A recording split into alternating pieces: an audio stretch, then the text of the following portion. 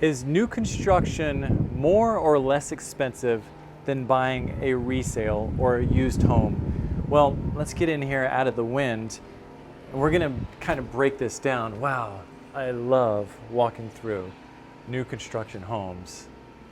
There's nothing like the smell of fresh lumber.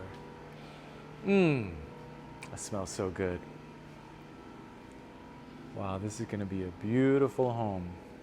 They bring the drywall in a week or so before for it to acclimate to the humidity. So if it's gonna expand and contract, it does it while it's sitting in the home. That way they don't put it up immediately so it expands and contracts when it's on the walls. Anyway, let's get back to the subject. My name's Josh, by the way, if this is the first video you're catching me on. My real estate team and I help the most amount of families just like you buy new construction and build new construction in St. Johns County. Whether you're 2 months out or 2 years out, we're connecting with families all over the country. Most of them will text us or call us, and we just kind of dive into your goals, your strategies, find out what's most important to you, and then give you a ton of wonderful options. And my hope is as you watch these videos, you'll take 60 seconds and trust us and let us be your real estate team of choice to help you through that process. Is new construction more or less expensive than resales? It comes down to a lot of factors, but I want to plant this seed. Think about the upfront investment and the long-term cost. The upfront investment, yes, generally speaking, apples to apples, new construction is more of an expensive investment.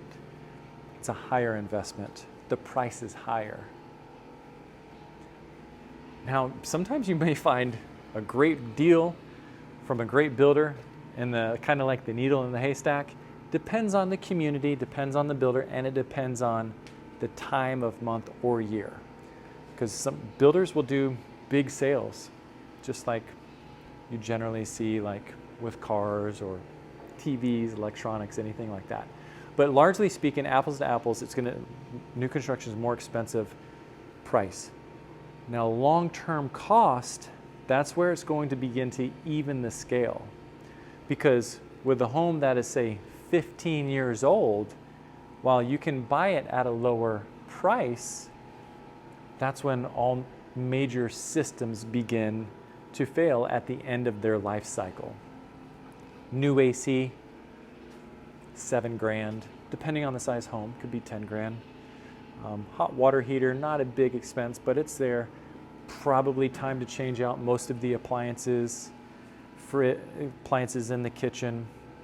And then definitely time to probably paint your house for the second time. So depending on the size of the home, that could be $5,000 to $7,000. And then replacing the roof, depending on the size of the home, that could be 20 grand. And then just all the small nuances of updating the trends and the styles. So not just the longer term cost of all of those items, but just the headache and the stress of all of those items. So it really comes down to the big picture and your timeline, your preferences, your desires. There's a ton of benefits with new construction.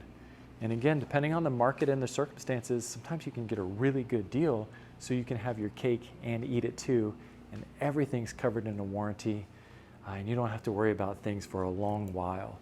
So I hope that gives you some perspective to think through, just some thoughts that doesn't catch you off guard. I'll see you on those next videos.